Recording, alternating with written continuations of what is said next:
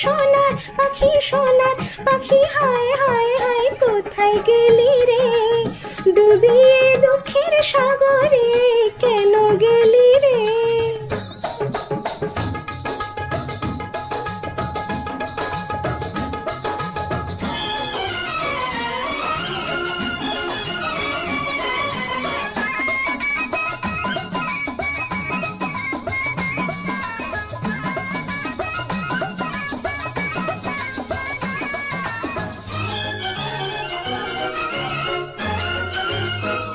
শত্রু এলো নিয়ে গেল পাখি হলো চুরি, শত্রু এলো নিয়ে গেল পাখি হলো চুরি। বলে সবাই আয় আয় পাখি রাখবো সুখে ভরি। সে বলে না না না বাবা না করে জোরাজুরি। একবার যখন ছেড়ে গেছি ফিরবো আর কি করি, আর নেই যে উপায় তারি। তারপর কি হলো? তারপর হায় হারিয়ে গেল রে আমাদের অনাদরে। সে চলে গেল রে বিশ্বের এই বাজারে, সোনার পাখি রে।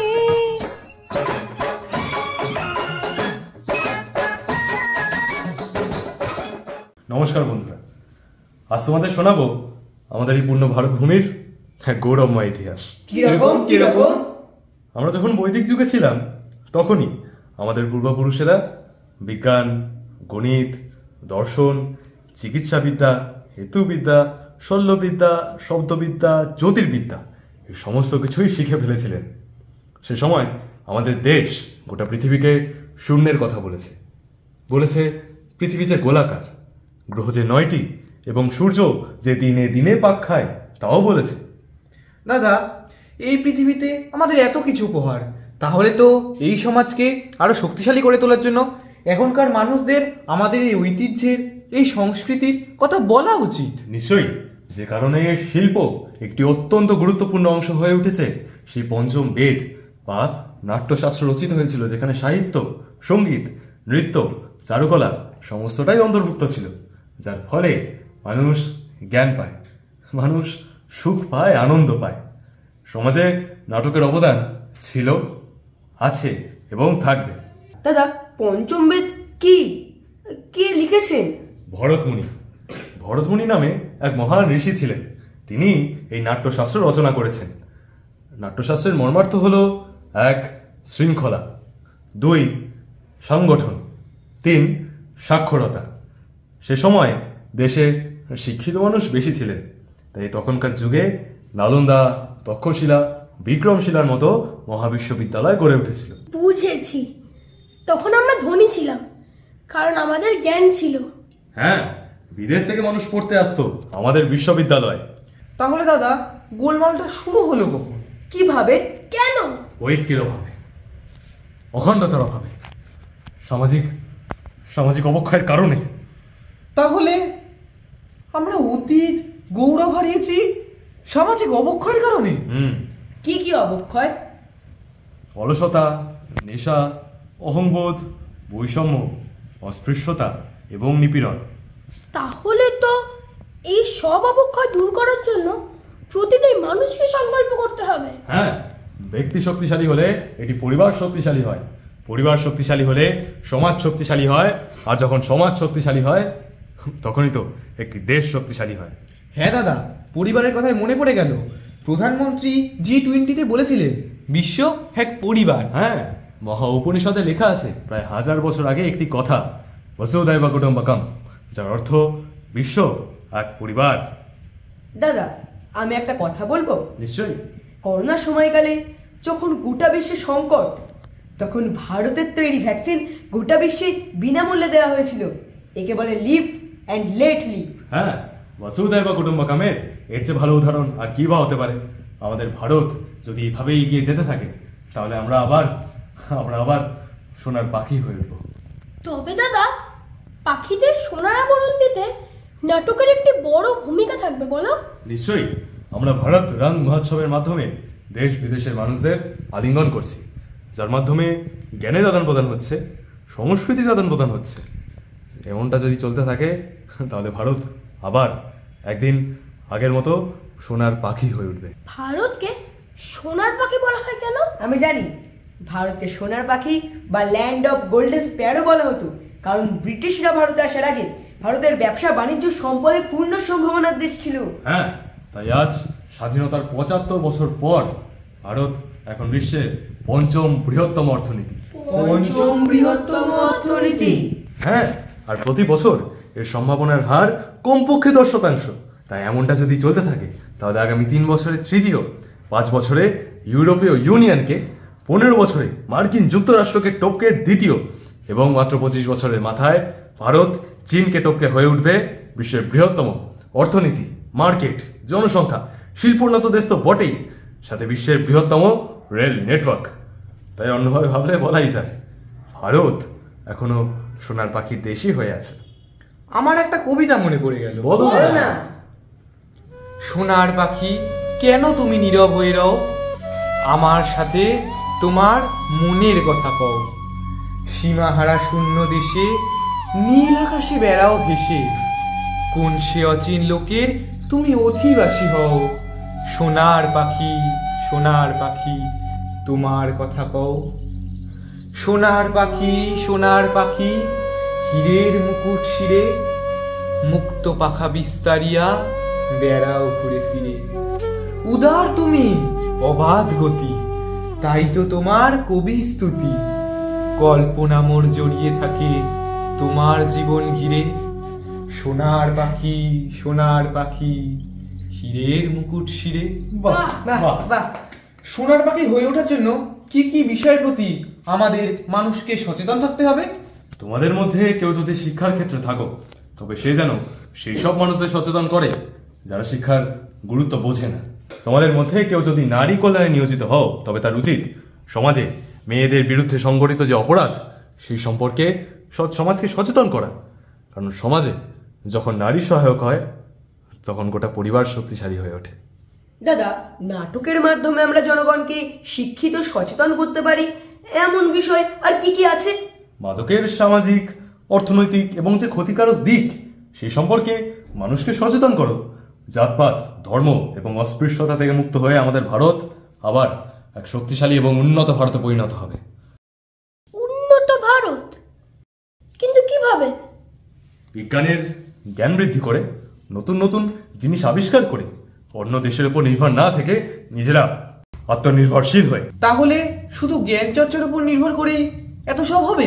না না, নাট্যশাস্ত্র যে কারণে রচিত হয়েছিল সেই একই উপায় আমাদের এভাবেই এগিয়ে যেতে হবে, যার ফলে আমাদের ঐতিহ্য, আমাদের সংস্কৃতি, আমাদের শিল্প, আমাদের বিস্তৃত অতীত, ভাস্কর্য, বেদ, পুরাণ এবং পূর্বপুরুষেরা আমাদের দেশের জন্য যা কিছু অবদান রেখেছেন তা সমস্তটাই তরুণ প্রজন্মের হাতে তুলে দিতে হবে। পঞ্চম বেদ পড়ো, সেটিকে বোঝো, আর জীবনে কখনো নিজের ঐতিহ্য, সংস্কৃতি এবং ভাষাকে ভুলে যেও না। হ্যাঁ, তবে বৈশ্বিক অগ্রগতি হবে, আমরাও স্বনির্ভর হব এবং আমাদের সংস্কৃতি আরো শক্তিশালী হবে। তবে তার কারণে আমাদের ঐক্যবদ্ধ হতে হবে, আমাদের একে অপরকে সমর্থন করতে হবে। সকলের সহযোগিতা, সবার উন্নয়ন, সকলের প্রচেষ্টা, সবার বিশ্বাস, এমনটা যদি চলতে থাকে তাহলে আমাদের দিকে বিশ্ব আবার তাকাতে আরম্ভ করবে, আর আমরা বিশ্বগুরু হয়ে তাদেরকে নেতৃত্ব দেব। আর যে নেতৃত্বে থাকবে না কোনো সাম্রাজ্যবাদের কথা, থাকবে থাকবে শুধু মানবতার কথা। বিশ্বগুরু? তবে দাদা, আমাদের আরো কিছু সমস্যার কথা বলো যা আমরা নাটকের মাধ্যমে সচেতন করে দূর করে দিতে পারি। আরে, নাটকের মাধ্যমে তো আমরা কন্যা ভ্রূণ হত্যা সম্পর্কেও মানুষকে সচেতন করতে পারি। ঠিক। আর কি সামাজিক সমস্যা আছে যেগুলি আমরা নাটকের মাধ্যমে মানুষকে সচেতন করতে পারি? আমি বলবো যৌতুক প্রথা।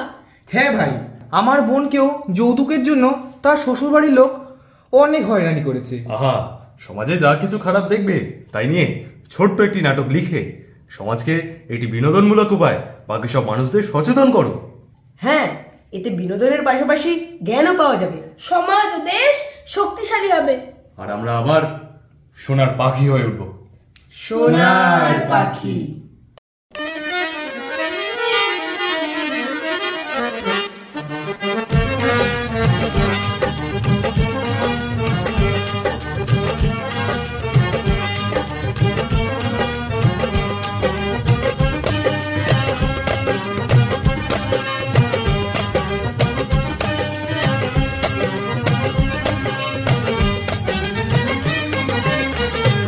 ফিরে এসো পাখি সোনার, ভোরে আনো খুশি আমার, জাদু করে এসো একবার তুমি জাদুকর। ফিরে এসো পাখি সোনার, ভোরে আনো খুশি আমার, জাদু করে এসো একবার তুমি জাদুকর। ফিরে এসো পাখি সোনার, ভোরে আনো খুশি আমার, জাদু করে এসো একবার তুমি জাদুকর। ফিরে এসো পাখি সোনার।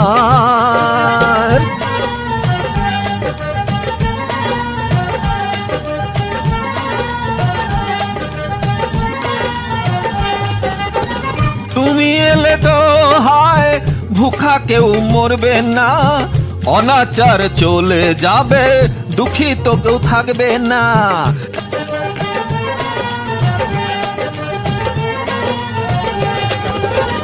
তুমি এলে তো হায় ভুখা কেউ মরবে না, অনাচার চলে যাবে, দুঃখী তো কেউ থাকবে না।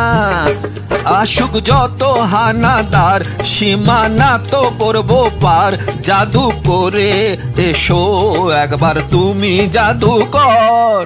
ফিরে এসো পাখি সোনার, ভোরে আনো খুশি আমার, জাদু করে এসো একবার তুমি জাদুকর।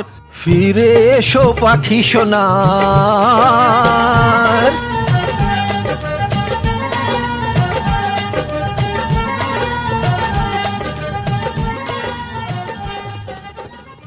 নাটক নাটক হচ্ছে এমন একটি শিল্প মাধ্যম যার মাধ্যমে আমরা সমাজকে শিল্প এবং বিনোদন উভয় দিতে পারি। আর এই শিল্প এবং প্রগতির মাধ্যমেই আমাদের ভারত আবার একটি শক্তিশালী এবং উন্নত ভারতে পরিণত হবে। আমরা ভারতের বসুধৈব কুটুম্বকমের ঐতিহ্য উপলব্ধি করব। 2047 খ্রিস্টাব্দে ভারত স্বাধীনতার 100 বছর উদযাপন করবে। আমাদের অবশ্যই এমন একটি শিক্ষা ব্যবস্থা কল্পনা করতে হবে যা সমস্ত ভারতীয়দের শিক্ষিত করে, আমাদের প্রগতিকে উৎসাহিত করে, 21 শতকের চ্যালেঞ্জগুলোর জন্য প্রস্তুত করে। যা শুধু আমাদের একটি উন্নত জাতি তৈরি করবে না, আমরা আবার বিশ্বগুরু হয়ে উঠব। হ্যাঁ, ভারতের ইতিহাসে এই সেই সন্ধিক্ষণ যখন দেশ একটি বিশাল লাভ দিতে চলেছে। তাই রাষ্ট্রীয় নাট্য বিদ্যালয় আয়োজিত ভারত জন রং মহোৎসবের মাধ্যমে আসুন আমরা অঙ্গীকার করি, আমরা আমাদের ঐতিহ্য, আমাদের সংস্কৃতি, আমাদের শিল্প, আমাদের শক্তিকে আমরা আবার জানবো, আমরা আবার চিনব। আসুন না আমরা আবার অঙ্গীকার করি, আসুন আমরা একসাথে পড়ি। লক্ষ্য উন্নত ভারত, লক্ষ্য উন্নত ভারত, দাসত্বের চিহ্ন মুক্ত, দাসত্বের চিহ্ন মুক্ত, নিজ ঐতিহ্য নিয়ে গর্ব, নিজ ঐতিহ্য নিয়ে গর্ব, ঐক্য ও সংহতি, ঐক্য ও সংহতি, নাগরিক কর্তব্যবোধ, নাগরিক কর্তব্যবোধ, বিশ্ব এক পরিবার, বিশ্ব এক পরিবার। বন্দে ভারত, বন্দে ভারত, জয় জয় ভারত, জয় জয় ভারত।